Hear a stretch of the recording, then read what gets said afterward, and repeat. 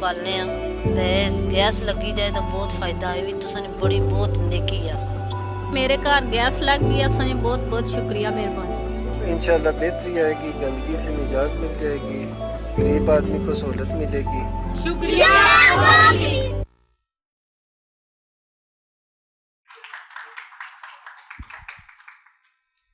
Ladies and gentlemen, I have a big dream. That's our quest for survival.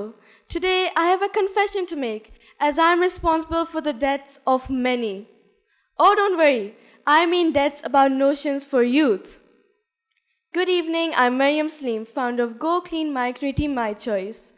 Stemming from my own environmental allergies, an idea conceived during the pandemic, watching my community drowning in its own waste, heavily dependent on firewood, leading to deforestation, making us a breeding ground for contagious diseases. The problem is, Pakistan is ranked 5th worldwide due to climate change vulnerability, the 39% poverty rate, 55% households are deprived of clean, affordable energy, the 67% increase in natural gas price, and 5.13 million deaths due to CO2.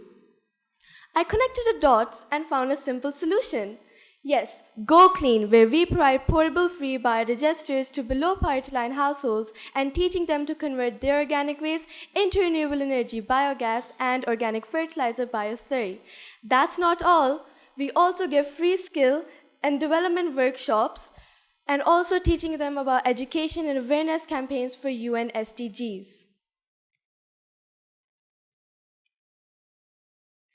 You know, I consider myself as a scratch to star because this all wouldn't have been possible without my selection at the SparkTank Incubation program.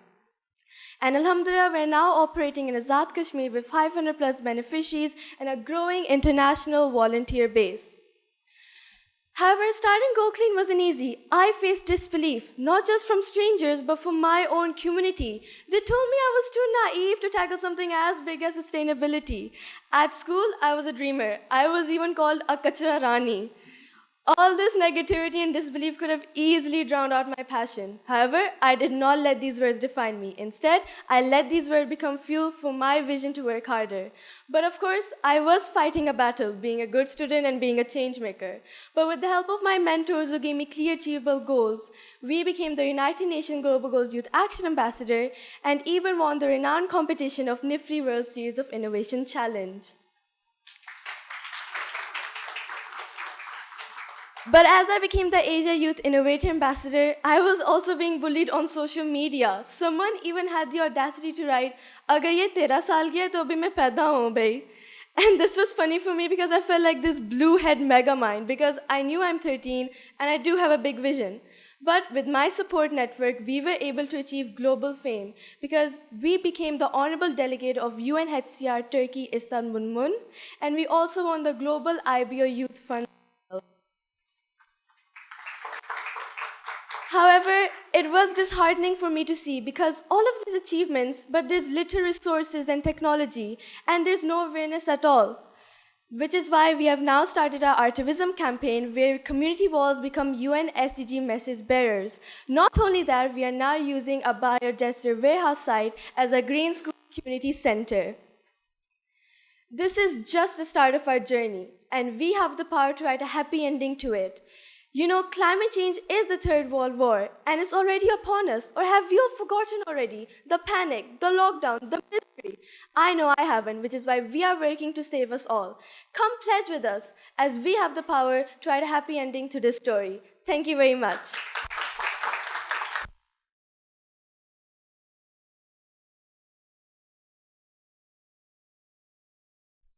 Next, we have Zarar Haroon Koker, an A-level student from HSN College, Lahore. He co-founded Pak Maweshi, an agri-tech startup focused on creating a marketplace for livestock farmers. I now invite Zarar to join us on stage to talk about his journey. Assalamu alaikum. Before I start, I'd like to thank Sir Qasim Kasuri for giving us this platform, Ms. Shahzad Tare for always being there, and Sir Ali for his continuous support. So, imagine this. A 15-year-old boy who was going to a rural area for the first time. As I went there, I saw a woman haggling with a middleman over livestock rates. In the end, she sold her livestock at a rate much lower than that sold in the markets of Lahore. And then I realized she could barely make ends meet in her own city. I then realized that something needed to change. So here I am. My name is Zarar Haroon, and I am the co-founder of Park Maweshi, a livestock app which becomes the middleman and eliminates the middleman itself. There were three main problems that we faced. Firstly, there was a lack of market access to especially women farmers. Secondly, farmers depended on the middleman more than they needed to, and the middleman offered them low prices for their livestock and their produce. And because of this, there was also very little veterinary access to veterinary facilities in these areas. So Park Maweshi is the one-stop solution. It can provide, it can connect you to livestock, it can connect you to vets, firstly. Secondly, it becomes a middleman itself. And thirdly, our app is based in Urdu language. It has a pictorial interface. And lastly, it has voiceovers for people who cannot read or write. My entrepreneurial journey started about 2 years ago when I was 15. I had a lot of problems keeping up with all the schoolwork, my sports, and the app itself. And I remember late nights when I was coding myself, I had a lot of work to do. I had a test the next morning, and I couldn't manage things properly. But then we came across SparkTank. And SparkTank provided us with a platform. They gave us mentorship. We started to meet people, and they taught us into entrepreneurship. They taught us how to develop our business idea and make a lean canvas. They gave us a lot of opportunities and connected us with mentors from different fields. And we could then take their experiences and use them to create our own. They also helped us develop business models and financials, which I had no idea of how to do because I was a science student myself. So now we plan to scale our app across Pakistan to cities like Gujranwala, Lahore, and Karachi, where the markets have higher rates. Secondly, we want to include new features into our app like disease detection with AI, and we want to add more premium plans to our app.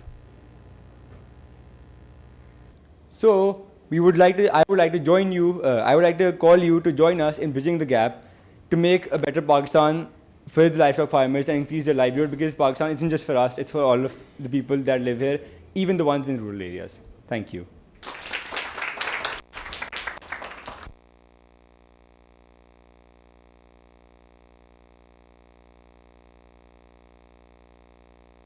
Next, we have Hafsa Alam, an O-level student from Beacon House Gulshan campus, Karachi. She is the founder of Sunzili, a startup dedicated to supporting the hearing-impaired community through smart glasses that display real-time subtitles. I now request Hafsa Alam to give a talk.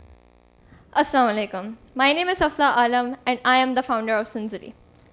I want you all to raise your hands if you have ever watched anime in Japanese. Okay. K-drama in Korean. Turkish drama in Turkish. Nice. So how were you able to understand the whole episode without actually understanding the language? Through subtitles, right? Now I want you to imagine that this isn't just a series or a movie. This is your real life. You're surrounded by people whose language you cannot understand because you can't hear them. You're deaf. There are about 10 million deaf people in Pakistan, but only 5% of them get the chance to pursue a proper education and live a lifestyle that they deserve. Why is that so? Because of the communication gap, right? So what if there could be such glasses that could show real-time subtitles as someone is talking? What if you can literally see what you cannot hear? So the way these glasses work is through our dedicated app. The app converts the speech into text, and that text is then sent to the smart glasses through Bluetooth and then shown on the screen. One thing which is varied is that we have unique is that we have different price points. So usually our normal smart glasses work for 1 lakh rupees, and ours one will have different versions. So you can have it in 50,000 rupees or in 80,000 rupees, depending on the lens size. So when I got this idea in summer vacations, when I started watching anime, and I realized that even on mute, I was able to watch the whole series. And that's when I started to make this product. I was so excited, but wow, I had no idea what I was in for.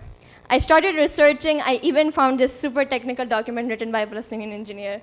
I started watching tutorials after tutorials, and it felt like I was learning rocket science. And then slowly days went into weeks, weeks into months, and summer vacation ended.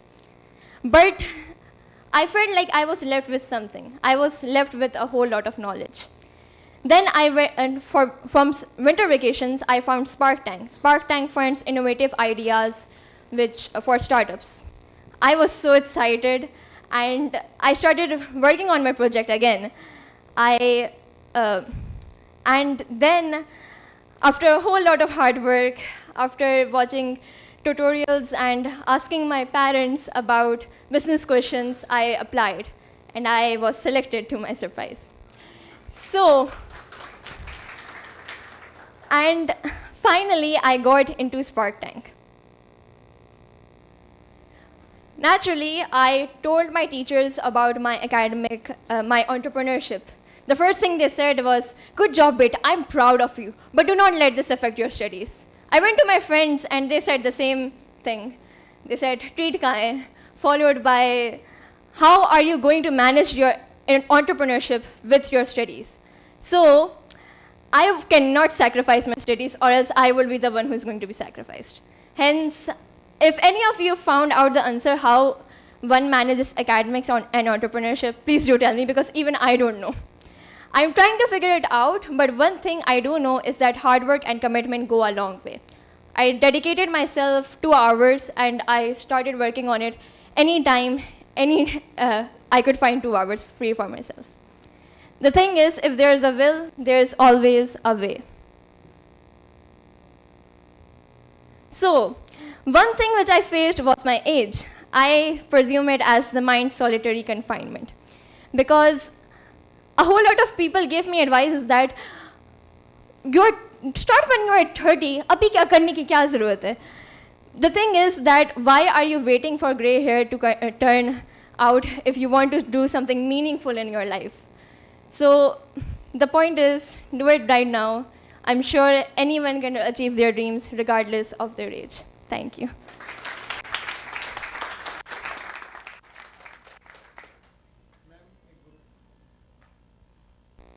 We are now delighted to have you with us today for a panel discussion which promises to be an insightful and engaging conversation. This panel will explore from sparks to startups, young innovators, and the future of incubation, bringing together thought leaders, experts, and practitioners to share their unique perspectives and engage in a dialogue that inspires action and innovation. It is now my pleasure to introduce our esteemed moderator for this session, Umar Nadeem. Umar is a founding partner at Tabid Lab, where he advises public and private sector clients across a range of portfolios spanning technology, innovation, and policy. Over the last 18 years, Umar has led large-scale transformations focused on improving governance, service delivery, institutional reforms, and data systems in Pakistan, East Asia, and Africa, working with organizations like the World Bank and UN. Thank you once again for joining us. I now request the moderator of the session, Umar Nadeem, to join us on stage. Thank you, everyone, for being here. It's an honor and privilege, and thank you to Beacon House and SOT Events for organizing this fascinating panel. I'll start with a quick round of introductions, and then we'll just jump right in. Jahara doesn't need an introduction, but I'll still make an effort. She's currently the CEO of Catalyst Labs. It's a startup accelerator innovation hub and a Women Leadership Fellows program. Before this, she headed PASHA, which is the Pakistan Software House Association, for over 20 years and has been responsible for creating and shaping the PASHA brand and linkages locally and internationally, and serves on various oversight and advisory panels at a very high level. In lieu of her services to the IT sector, she's also been awarded the Tamgha Imtiaz from the President of Pakistan. So thank you, Jahara, for being here, and welcome. Shaista Aisha, she's the CEO of Seed Ventures and has been a sustainability leader with a decade of impactful work across a range of sectors, in particular climate change. And with insights from banking, she focuses on empowering SMEs and is passionate about sustainability and has led impactful programs for diverse groups to drive positive social transformation in Pakistan. Welcome, Shaista. Jazib has over 15 years of experience across technology, entrepreneurship, and education, and is currently serving as the director of the LUM Center for Entrepreneurship, and has recently been consulting in training schools and corporations on the use of AI and mentoring global entrepreneurs in education. Thank you, Jazib, and welcome. A really interesting mix of our experts here, and we'll just jump in. What we saw right now was mind-blowing. I mean, this is just super impressive. I can remember from my time in school when, you know, I just waited to get back home and head to the playground and just start playing. So this is just fascinating, you know, 3 young innovators from SparkTank. I'd say not just innovators, but warriors. You're taking on challenges that haven't been solved for, and you're doing it at an age where most people don't know how to manage academics and, you know. So I think I'd just call for a special round of applause for these young future leaders of Pakistan. But what that also made me think was, with 250 million people, 250 million, and growing at a fairly rapid pace, do we have another option but to let these young minds actually lead and solve for what we haven't been able to solve for? In fact, we've created most of the problems that they're trying to solve for.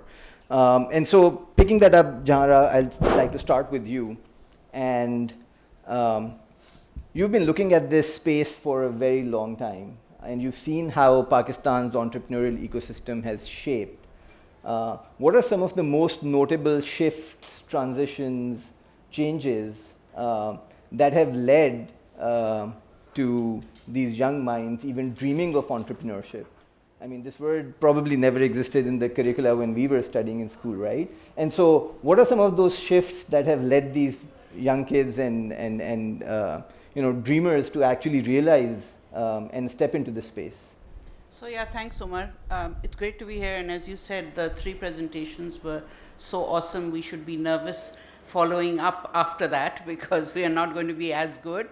When I entered the space, the IT space, I found that there were good companies, some very good companies, but there were a limited number of companies. And it worried me that, you know, how are we going to increase the size of the IT sector if we don't bring new companies into the space? I started going to universities, and most of the kids were talking about which company they would join once they graduated. So whether it was going to be TechLogix or Systems Limited or one of the big tech companies. Nobody was even thinking of, I'm going to start a company of my own.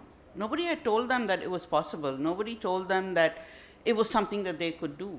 And so when I talked about it, they looked at me as if I was crazy and said, but you know, what do we know about starting a business? I think that was the beginning of the conversation regarding entrepreneurship. And it started at LUM's Center for Entrepreneurship. It started at the Nest, which I started while I was still with Pasha, and it started at NUST. And you know, when people started talking about it and creating these spaces, you found young innovators coming in and saying, okay, so here we are meeting people who are like us, who want to create companies and who want to share ideas, who can get mentors from the spaces where they need. So if they were thinking of a textile solution, they needed to talk to a customer who focused on textile, right? So, so that they could know whether that solution was even needed, they could understand the space because they understood technology.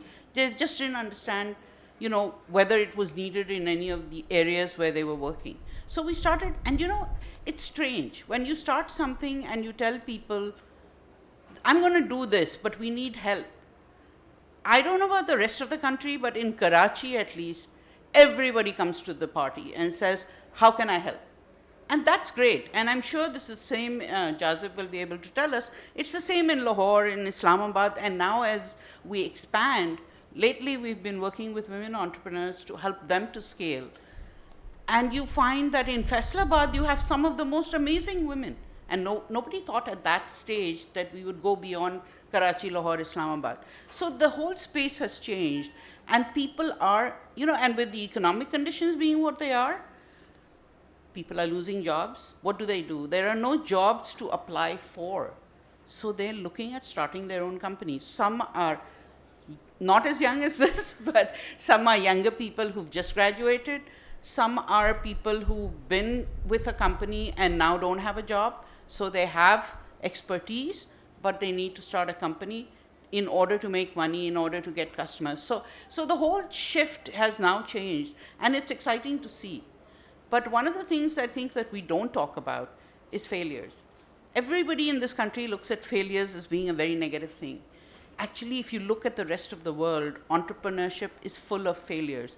It's what makes you learn how you did something wrong, what didn't go right, and how you could do it better. So do you think Facebook came about, without any failures? Zuckerberg made lots of mistakes before Facebook actually became a thing. And who doesn't remember Apple's Newton? You guys weren't even around, but that was a total failure. So, and Google Meet, Google had lots of applications which didn't work and which just died. So don't be afraid of failures. You fail, fine. Just know that you recognize that it's a failure, stop, learn from it, and move on. So I'll stop here because I could go on talking about this forever. Thank you so much, Jahara. I think lots to think about, and also understand that we've made progress. Is that enough? Is something we'll continue to debate, and I think there's no capping of ambition on what we've achieved and what more we can do. But this discussion about failures, I think the fundamental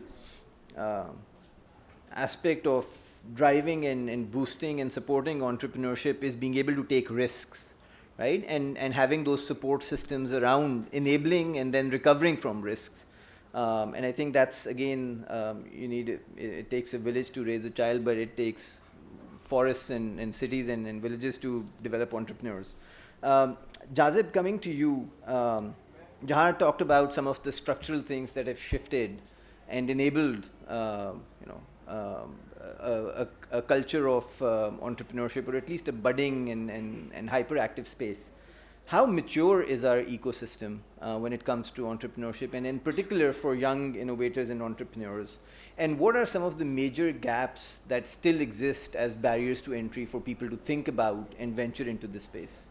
Yeah, no, that's a great question. Overall, I would say we have a fairly mature ecosystem. That doesn't mean there isn't a long way to go and a long way to improve, but a lot of the basic material is there. When I started my career in Pakistan around 2005 or so, I was very fortunate that all these things were just coming up. These ideas of tech and startups and incubators, they all started growing between 2005, 2010. And then when I was kind of getting deep into my career, a little beyond 2010, these were all the vogue. This was the most interesting thing you could do with your life.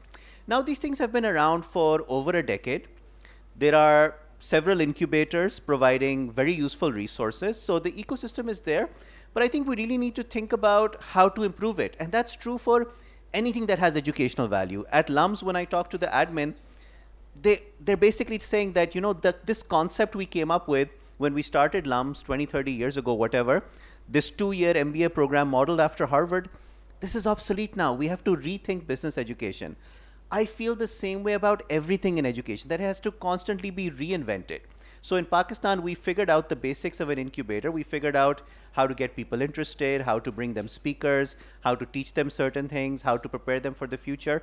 But let's go a little deeper now and figure out what are the actual problems that are stopping people from what they want to get out of an incubator. And it starts with doing a little bit of soul searching on what the point of an incubator is. When people come to me and say, well, LUMS incubator is not successful because you're not producing unicorns, I tell them, well, maybe the purpose of the LUMS incubator is not primarily to produce unicorns. Maybe it's to provide students of a certain age with a certain experience that they can't get elsewhere, that prepares them for many other things they want to do in their lives. And my number one observation in this point is that that curriculum that we're trying to give in these incubators to the young entrepreneurs, that is what needs a massive rethink. So a lot of my time right now sitting in my office in LUMS is people coming to me for the equivalent of office hours. I mean, that's not supposed to be my primary job, but what I inevitably end up doing is people set appointments to come discuss their startups with me, and I can tell you the most common questions I get from ventures that are even doing quite well are in the legal domain. So not about technology, not about business, not about finance, in the legal domain. KG, I'm thinking of adding this person who is offering me this. How do I structure it? Do I give him equity? Do I give him profit share? How do I finalize a deal with this person? I'm not a lawyer at all. I'm married to a lawyer, but I'm not a lawyer. And I think to myself, why is it only the tech and the business people in entrepreneurship when the majority of the difficult questions in entrepreneurship are legal in nature? And how many lawyers, when they decide कि जी मैंने lawyer बनना है, think about कि जी मैंने entrepreneurship के लिए बनना है. They just think I'm going to be a lawyer to protect the constitution and to do other stuff like that. But the number one place we need the lawyers is in the entrepreneurship ecosystem, and they need to be lawyers who are also interested in tech and business. So we need a very diverse range of skills in the incubator to prepare people, and that's the direction I'd like to see us move into. Thank you, Jazib. That's really insightful and useful. एक चीज़ जो मुझे बहुत clearly नज़र आई थी in Mariam, Zarar, Hafsa's presentations, there's a real drive and pain of solving some of the most critical challenges that we face as a society. Economic हालात तो हमारे जहाँ पे हैं वो हैं, and there's a path to recovery for that, but that also leads to a lot of intertwined social issues. And Shaista, coming to you, given our scale of problems across regions, across geographical diversity, across varying levels of socioeconomic development, youth-led innovation, and especially supported or catalyzed by entrepreneurship, what kind of an opportunity does that offer for Pakistan? Is there a way that we can tackle any of these challenges without our youngest and smartest minds working on it? And what can we learn from other regions or contexts that might have used this for their advantage? Sure. So thank you, Umar, for that question. आपके दूसरे सवाल का मैं पहले जवाब दूंगी कि without the young innovators and our young population, I don't think we are at all in a position कि हम अपनी social या economic challenges उसको resolve करें. हमें actually आपकी innovation की, आपकी creativity की, आपके thought process की ज़रूरत है, which will add to the future of Pakistan. Having said that, Pakistan के जहाँ अपने climate change के issues हैं, economic issues हैं, जो अगले 10-15 risks दुनिया भर globally जो face करेगी दुनिया आने वाले time में, अब frankly ये वो वक्त है या वो चीज़ है जो कि हम आपके हवाले कर रहे हैं. We're kind of passing it over, and so I'm really sorry about that. Okay, this whole climate change bit, the economic challenges, the fact that there are mental health issues, depression, suicide, ये बढ़ गई हैं बहुत ज़्यादा ये सारी चीज़ें जो हैं, और generally आपकी जो lack of employment की problem है. So ये वो basically मैं कहूँगी context है जो कि इस वक्त आपको available होगा अगले 10 सालों में जब दुनिया आगे बढ़ेगी, और यहाँ आपकी innovation की, आपकी thought process की, आपकी critical thinking की बेहद ज़रूरत होगी, ना सिर्फ पाकिस्तान को बल्कि दुनिया को. आप तीनों ने जो ideas present किए, I mean, when I was in school, I wasn't thinking, okay, if somebody who's deaf, how are they going to actually, if they want to get into a conversation, या उनका view of the world कैसे होगा, एक holistic perspective कैसे उनके लिए create हो सकते हैं. आप जैसे आपने किसानों की बात की, or biogas for that matter at your age. I mean, it's not something that I was thinking when I was in school, which tells me that the paradigm is really shifted. ये पाकिस्तान के पास जो youth bulge है, इसको how shall I say, इसको actually एक power resource बनाने के लिए ज़रूरी है कि हम ये देखें कि young लोगों के पास passion और resilience होती है. दूसरा जो इनकी level of digital nativity है वो हमारी कभी थी ही नहीं, right? So which means that you can do so much, not with just with the digital devices that you have, but also with AI. But there's a very thin line. AI, and I was talking to Umar, and I was telling him that AI is not a replacement. It will supplement what you do. It is like a dog, a pet. आप उसे train कर सकते हैं, उसमें knowledge feed कर सकते हैं. But use it to create more innovative ideas, right? Or to supplement or be your devil's advocate when you have something creative. And then you know, of course, the fact that आप लोग बड़े different तरीके से आप जो हमें माहौल मिला था, आपको जो माहौल मिला है वो बहुत different है. तो आप लोग, you're so close to the problem, and and I'm saying this because we run an entrepreneurial challenge across Pakistan, and I get such wonderful ideas from the remotest parts of the country, and then I realize, you know, ये कि youth के सोचने का तरीका तो बिल्कुल different है. तो आप लोग बहुत बड़ा asset हो पाकिस्तान के लिए. ठीक है, रही बात और regions में क्या हो रहा है, India is quite fast forward, you know, in these matters. वो उन्होंने entrepreneurial development में बहुत काम किया है. African ecosystem जो है, और वहाँ तो entrepreneurship उनके निसाब का हिस्सा है. So वो उससे पूरी conversation change हो जाती है, because when you start you know, when it becomes part of your curriculum, it comes very naturally. Design thinking comes very naturally because it's being taught to you and it's not something that's an isolated incident, right? So and similarly, you know, think Silicon Valley. So I think all these examples, या Scandinavian countries आप अगर सोच लें, उसमें भी young innovators और उनकी development में बहुत ज़्यादा focus है. So I think one, we need to have more spaces where young people can try and test new ideas and fail early, right? Instead of having to lose it all, जिसके बाद शायद खड़ा होना ज़रा मुश्किल होता है. So उस तरह की spaces हमारे लिए ज़रूरी हैं. दूसरा, knowledge ट्रांसफ़र की ज़रूरी, जो बात जहाँ ने भी की, यू नो, कि एक कोई टेक्सटाइल की इनोवेशन क्रिएट करना चाह रहा है, उसके टेक्सटाइल के एक्सपर्ट चाहिए. And I think it's so important कि वो लिंकेजेस क्रिएट हों, you know, and that kind of knowledge dissemination can happen. Thank you. नहीं, आई थिंक बहुत इम्पोर्टेंट पॉइंट्स. और ये जो एक एवोल्यूशन आई है, कल एआई पे काफ़ी बहस हुई है बहुत मुख्तलिफ पहलुओं से, बट उसके कुछ बहुत क्लियर एडवांटेजेस हैं. अभी मेरी जहाँ से बात हो रही थी सुबह, आज से कोई 10-12 साल पहले जब मैंने ऐप्स पे काम करना शुरू किया, तो you know, I read up on augmented reality. I thought it could really augment how we teach education in classrooms, right? कि एक बच्चा बुक बैठ के देख रहा है, उस पर एक सोलर सिस्टम बना हुआ है, सोलर सिस्टम की सिर्फ तस्वीर है, उसको ऑर्बिट और एक्सिस का कॉन्सेप्ट कैसे समझ आएगा जब तक डेमोन्स्ट्रेट ना करें. You know, we were fortunate that हमारे स्कूल में वो मॉडल्स होते थे, तो टीचर्स हमें सिखा देते थे, बट वो रियलिटी जो है वो पाकिस्तान के बेशतर स्कूलों में नहीं है. तो क्या हम ऐसी ऐप बना सकते हैं जिसमें वो इमेज स्कैन हो और यू नो घूमता हुआ सोलर सिस्टम नज़र आ जाए? और उस वक्त डेवलपर्स नहीं मिलते थे जिनके पास ये स्किल्स थे.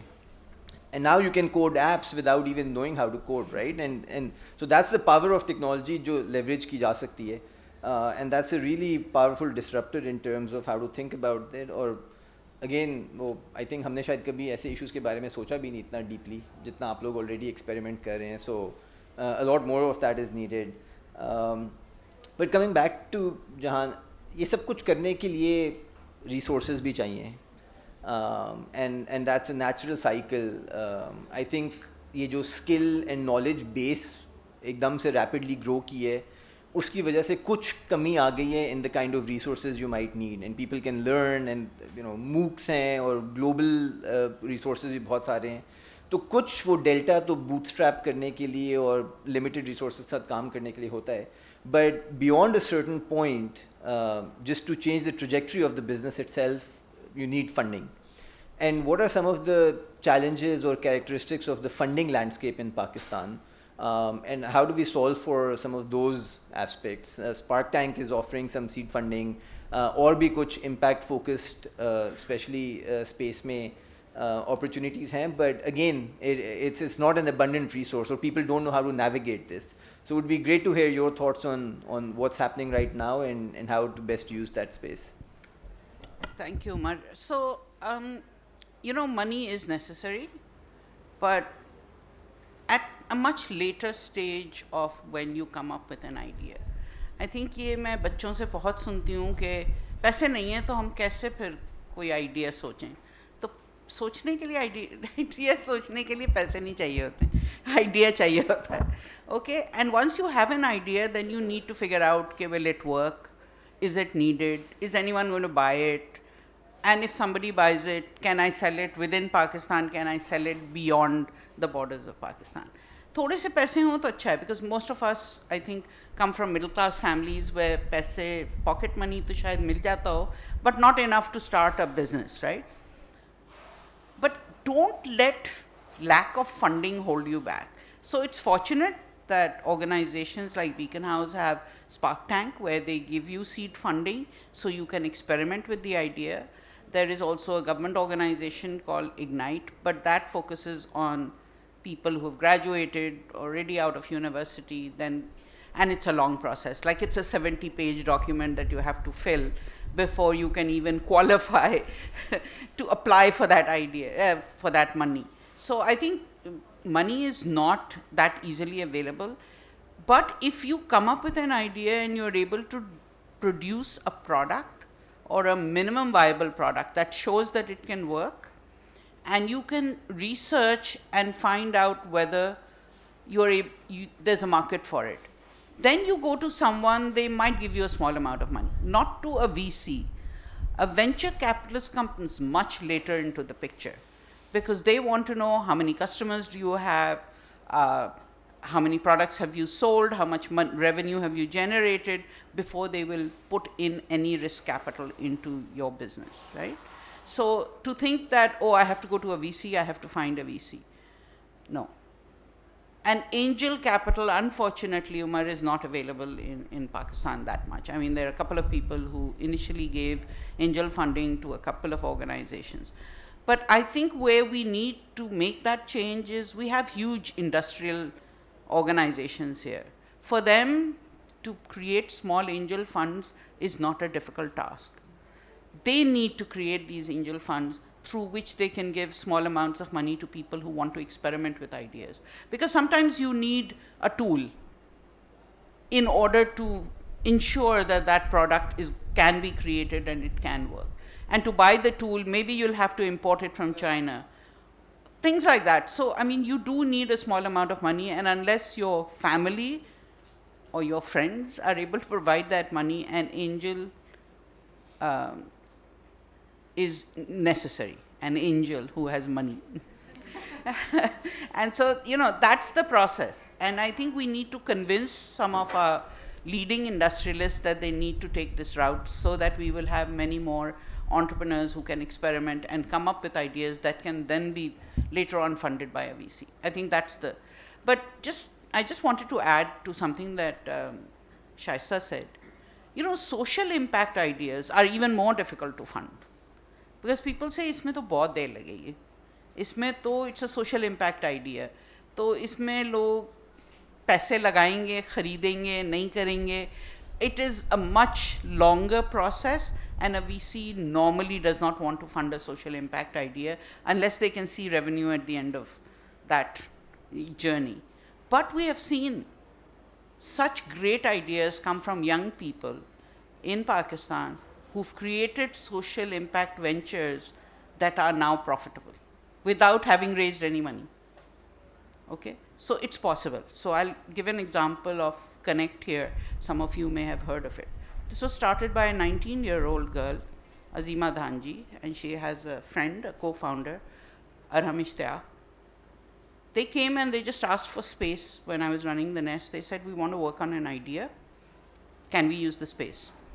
I said, go ahead, there's lots of space, sit anywhere. And once they sat there, then people who came into the space, they asked them questions, they talked about what they were doing, they got somebody to give them cameras and equipment that they needed in order to create the kind of content they wanted, all of that. And now, every bank in this country is using the Connect Here app for people with hearing disabilities. That's 10 million people, as you pointed out, Hafsa, in this country who are now empowered because these young people decided that they were going to solve this problem. And they haven't raised any money yet. They've won a few awards, so that was cash funding that they got. But hey, it can be done. Thank you, Jara. आपने मेरा काम भी थोड़ा आसान कर दिया. मैं शाइस्ता से भी यही पूछने लगा था. She works a lot with impact-focused startups and has seen that long cycle that you were talking about. And purpose के साथ साथ market realities के साथ भी हमें deal करना पड़ता है, and something that has market potential, has a very clear demand, has a tangible price point and a cost structure, उसके लिए सारे लोग पैसे लेके आ सकते हैं once they see the product. For something that's more change driven, जिसमें आपको behaviors भी change करने पड़ सकते हैं, norms and attitudes भी change करने पड़ सकते हैं, enabling environment में बहुत सारे challenges होते हैं, support होता है. Any tips for our young entrepreneurs on what can be done to improve sustainability of impact focused startups, and any changes in structures around entrepreneurship that we need in Pakistan? Am I audible? Yeah, okay. So when it comes to impact ventures, this is a patient game. It's all about patience. I mean, Jahana ने बहुत अच्छा example दिया connect here का, मगर वो लगे रहे, ये चीज़ आपको समझनी पड़ेगी. Azima did not give up. This was a hard nut to crack. एक ऐसा मुल्क जहाँ आपको ये भी नहीं पता कि आपकी ऐसी population कितनी है जो कि जिनको different तरह की disabilities हैं, वो figures, वो research है ही नहीं available. उस मुल्क में to actually get the financial sector on board and say use our app because you need to serve customers who may come to you with a hearing disability, right? To think about from that perspective, but you have to be patient. आप biogas का कर रहे हो, आप किसानों के साथ कर रहे हो, you're talking about actually people who are hearing impaired to be able to read. This is a long game. It's all about trial and test, and please don't go after big pots of money where they're asking for a huge chunk of your organization, because what you need are impact investors, right? Who would be willing to wait it out for you. Maybe the amount of investment that they're making is not that big enough. कोई बात नहीं है, लेकिन अगर they will put in the blood and the sweat with you to develop your ideas, go for it. Go for somebody जो कि आपको, क्योंकि पैसा बाज़ दफ़ा सारा कुछ नहीं, बहुत सारी amount छोटी होगी, स्वेट एक्विटी में भी यकीन रखें, ऐसा जो कि आपके साथ आपके बिजनेस को बनाने में अपने हाथ गंदे कर सके. ऐसे लोग बहुत आपको मिल जाएंगे और आपको बहुत अच्छी और सिंसियर एडवाइस भी देंगे. So you have to be discerning in this way कि मुझे एग्जैक्टली चाहिए क्या. देर आर फाइनेंसिंग स्कीम्स, वो जो प्राइम मिनिस्टर्स यूथ लोन का वो है, at least they have a tier where the loan is non collateralized, but again you have to work hard for that money. कुछ चीज़ें आपको available होनी चाहिए आपके पास, and you should be ready to fill those applications. So बगैर hard work के और grit के तो जो है ना कोई चीज़ मिलती नहीं है, पैसा भी नहीं मिलेगा, investor भी नहीं मिलेगा, and you have to believe in your own story. What you're trying to do, how you're trying to, that trajectory has to be really clear. Azima was quite clear कि मुझे inclusive करना है ये for people who are hearing impaired, the ecosystem, and she's working on it. So that vision has to be very clear, right? And your key performance indicators have to be very clear to you कि मैं year on year 3 साल में या 2 साल में मैं कहाँ होऊंगा या होंगी, ये business कहाँ होगा. बाकी in terms of what the ecosystem can offer, I think mentoring is absolutely important. I think उस तरह की conversations और safe spaces इन बच्चों के पास होनी चाहिए जहाँ ये जाके बोलें. जैसे I mean, Jahara was kind enough, Nest was a space she had created. कितने innovators वहाँ से निकले. So many people I know of, because she gave them that free space and she shared her advice with genuine kindness. She still does with a lot of people, and that's so important for the ecosystem, that you give not because you want something in return. And I think experts, industrialists, teachers, academics, हम सबकी responsibility कि हमने जो हमारे पास है, knowledge है, skill है, वो हम ट्रांसफ़र करें आगे इन बच्चों को, ताकि ये जिस तरह से बिजनेसेस डेवलप करना चाहते हैं वो कर सकें. ये event in itself, I think it's such a big addition to the ecosystem.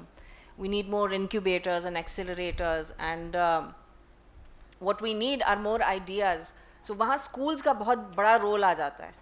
Ideas होंगे तो वो incubate होंगे तो वो unicorn या horse या जो dinosaur है वो बनेगा ना. Idea ही नहीं होगा तो कहाँ से entrepreneurship develop होगी पाकिस्तान में. So I think at a school level it's so important कि आप बच्चों से you kind of spark, if I may use the term, spark that thought process in them, that think about the problem and think about an idea about how to solve it, and then we can have the entire journey. So Great, thank you so much. बहुत ज़रूरी points वो आजकल entrepreneurial और startup literature में अब वो unicorn से हट के हैं क्योंकि सबको अब पता चल गया वो एक इमेजिनरी एनिमल है. And now it's the discussion shifting to camel startups who can wither and sort of sustain in deserts. So I think वो भी लोगों ने सीख लिया है कि imaginary goals को pursue करना भी problematic हो सकता है. Jazib, there's a lot of starting threads that we have from what Jahan said and Shaista said कि कुछ आपके business के fundamentals हैं, and how it's set up, the model itself, costing, pricing, access to funding, the kind of funding that's useful for businesses. But then a lot of this can be catalyzed, supported through structural linkages in the ecosystem. And so what are some of those opportunities कि जो हमारा entrepreneurial ecosystem है?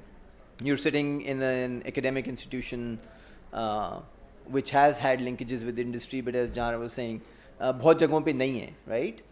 Government, industry, academia, knowledge corridors. How do we think about creating an entrepreneurial ecosystem that's linked and strengthened in the day and age we are? वो जो हमारे traditional और legacy structures हैं वो नहीं चलेंगे. Yeah, there are a couple of ways to think about that. I mean, from my vantage point, sitting at LUMS, I think I do have the opportunity to bring in advisors who are, again, successful people in industry. They might not have been the traditional entrepreneurs that we are envisioning right now who started something at a young age. They might have kind of taken over family businesses, but they've innovated there as well. They've added things to it, and they have the resources and know-how to channel the energy of the younger entrepreneurs and the people starting for the first time into something interesting. Now, I won't pretend I've solved that problem. I won't pretend that I figured out how to bring the right advisors to LUMS, how to channel their limited time and resource in the best possible things. But that is one of the things I'm trying to figure out, that if we agree that the resources and the knowledge of business are kind of concentrated in certain families, certain businesses around us, their incubators provide one way for them also to feel good about it, to come meet with students, to come promote their ideas and to encourage them to get into entrepreneurship. At the same time, again, from my vantage point in LUMS, we don't look at ourselves in isolation. In some ways, we try to help all the other incubators. I mean, just about a month ago, I was sent to Quetta to kind of partner with our incubator there and impart certain teachings. And I was pleasantly surprised by the number of startups there, whether in technology or agriculture or crafts or e-commerce or whatever. And a lot of the things I'd been exposed to, I feel like I was able to help them think about, how can you grow beyond this physical geographical area? How could you grow into something bigger? So there is that opportunity at the incubator level to partner. There is that opportunity to connect with industry. But ultimately, the most important thing is to help the entrepreneurs learn to hustle. It's not a given that you'll get knowledge and resources when you expect it. But you need to learn how to generate these things themselves. I mean, even myself, someone who's been in industry for 15, 20 years, if you ask me today to use my own money to launch something completely new, I don't feel confident doing it. I don't have those kinds of financial resources. So most people don't. Now, that is why the knowledge I end up passing on to people is that, well, in some ways, when you want to put in money and resources to be an entrepreneur, you need to hedge yourself in life. You need to have a few things you're already doing that are stable, that are making money, and then you need to have that additional energy and passion to be able to pursue something on the side until it's ready to go. And in my mind, that's the most practical approach to it. So this is the kind of thinking that comes up when you're working at the ecosystem and incubator level. Thank you, Jazib. We have a couple of questions from the audience, and then we'll move to a closing round. I think इस पे काफ़ी बात हुई है, but very specifically the government's role in helping startups. So what do they do when staying out of the way? So वो I think यहाँ पे cooperation की limited होने का question है, but वो अगर cooperation थोड़ी सी ज़्यादा overextended हो तो फिर क्या करते हैं? So any thoughts on that? Just to be serious, first they should stay out of the way and not interfere with what the private sector, whether it's the startup ecosystem or anybody that's trying to create something that will help the economy. Secondly, any policies they come up with should be consistent. ये नहीं कि आज एक policy है, कर जब वो investor आ रहा है तो उन्होंने U-turn ले लिया and then the policy is totally different. No investor is going to invest in this country or in startups here unless they can be confident कि आपकी policies overnight change नहीं होंगी. So that is very important. They should have consistent policies. They should implement those policies. Abhi aap dekhein data protection law, privacy law hai. Is it being implemented? No. And there are few problems with it, which they need to work out with the private sector so that they don't make that mistake, which will affect a lot of the companies that already exist, including the new ones that are coming about. So I think the government can play a role, but they should play a positive role and make sure they talk to stakeholders, whether it's academics, whether it's industry players, startups, everybody, so that they know that the policies they're making are good for everyone, including themselves. And I guess the best way for startups to manage that is to grit and resilience. अगर आप इतना believe करते हो opportunity में, but there are ways. Jazib was talking about legal solutions to, how to navigate that, and a lot of those come. Ji Jazib. Yeah, I'll just add briefly. I mean, I didn't know about this before my car ride from the airport to here, but an entrepreneur who was sitting with me, who runs one of the well-known bakeries in Lahore, she was telling me she got a loan on very good terms from the state bank for her expansion, and that to me was a surprise. I had no idea people do things like that in Pakistan. So there are opportunities from the government. Most of us don't know about them, which is why we need the incubators to guide us and the right mentors to tell us how these things happen. Right. Thank you. Why hasn't Pakistan produced a unicorn yet? I think Pakistani companies unicorns बनी हैं, एक दो case studies हैं या Pakistani founders की, but yes, Shaista, please go ahead if you want to take That's a tough one, I mean, again, बहुत सारे elements होते हैं जो कि उस आप unicorn, that I want to call it a dinosaur. I've never been able to relate to this concept really, but to grow that big, where you're global, and it takes time, and it takes an ecosystem. Just say it takes a tribe to raise a child. Similarly, वो unicorn ऐसे अकेले isolated उसमें नहीं बन जाते. उनको वो platforms available होते हैं जहाँ वो represent कर सकते. आप अगर generally ecosystem देखें ना, तो ये private sector, ये बच्चे या young innovators जो हैं वो खुद ही कोशिश करके जगहें पहुंच रहे होते हैं. कोई clear trajectory नहीं है कि अगर आपने पाकिस्तान में entrepreneur बनना है तो आप कहाँ से शुरू करें. It's a hit and miss.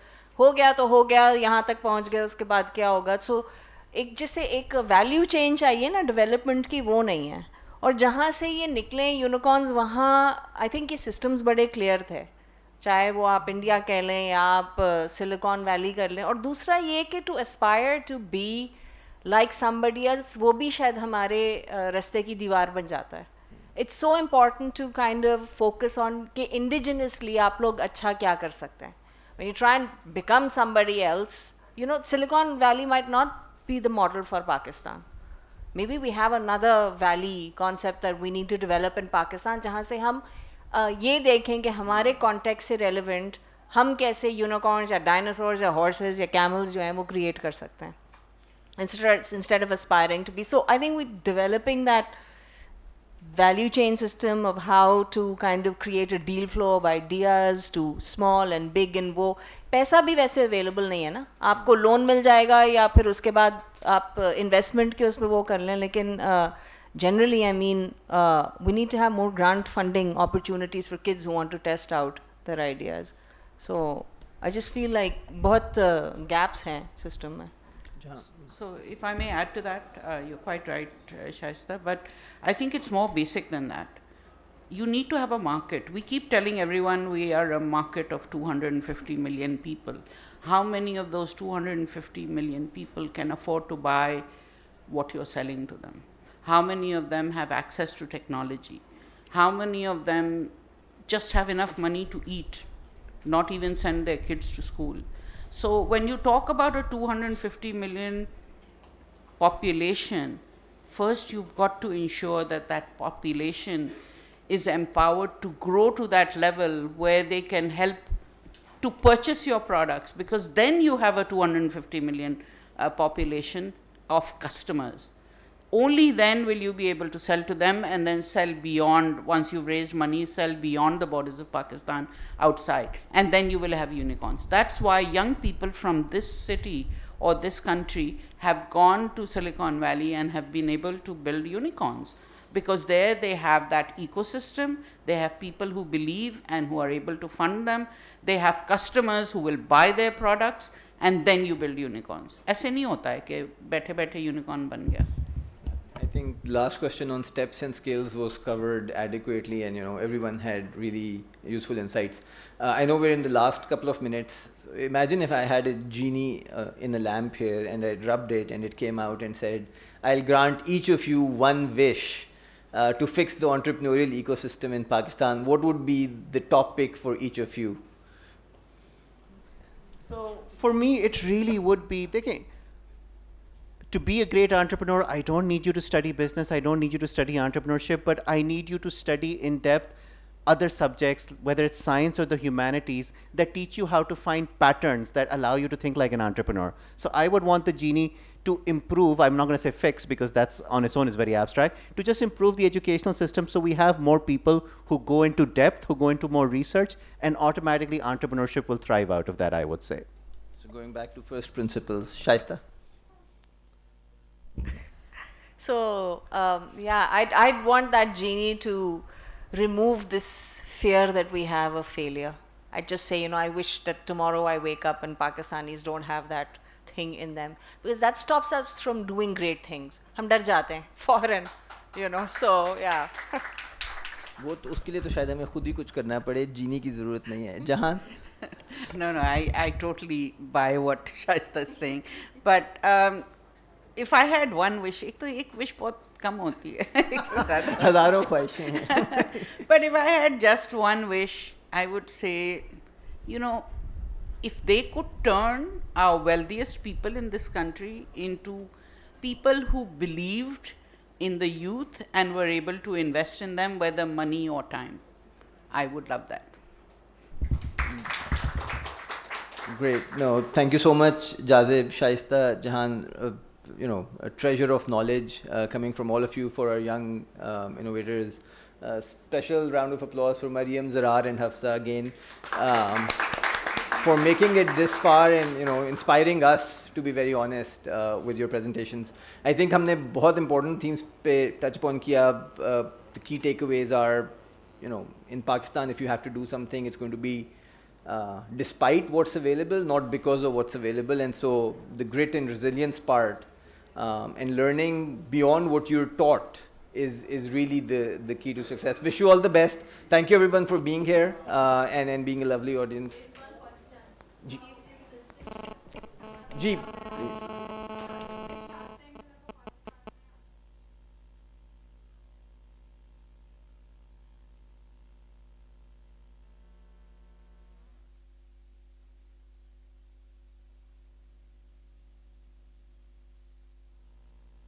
Okay, great. Funding problem हमारा solve हो रहा है, तो let's hear what everyone has to say. I mean, it's just one of many channels to the same end. I don't think there's any one channel that'll make you an entrepreneur.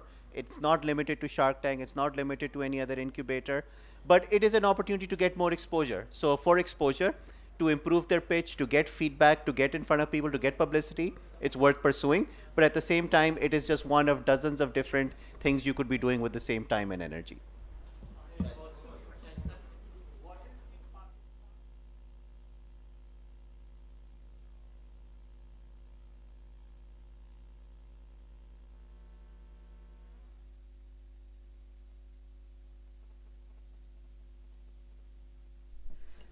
ये आप education के perspective से बात कर रहे हैं.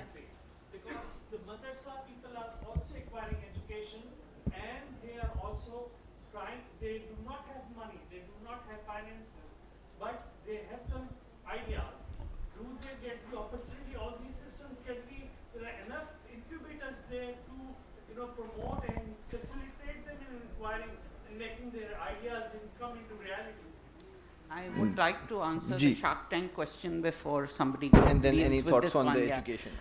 So I think it's exciting because it's something that hasn't been done yet. It's not an incubator. It's I think that people will learn from it. They are not going to give huge amounts of money to everybody who pitches there, but the fact that people will have the opportunity to pitch to bright individuals and maybe get questions from them that will get them to think. And also the excitement that all of us have that we've got to watch this today. It's the first episode at 9 p.m. We watch it, we listen to young entrepreneurs pitching And this is not just tech, it's any kind of idea. I think it's amazing. It can't hurt. Even if it doesn't help, it can't hurt. And any thoughts on the education system, Jazib? Maybe you. Sure. Well, education, entrepreneurship is really agnostic of education. So I don't think we need to worry about the fragmentation there. We can pursue entrepreneurship completely independently of that.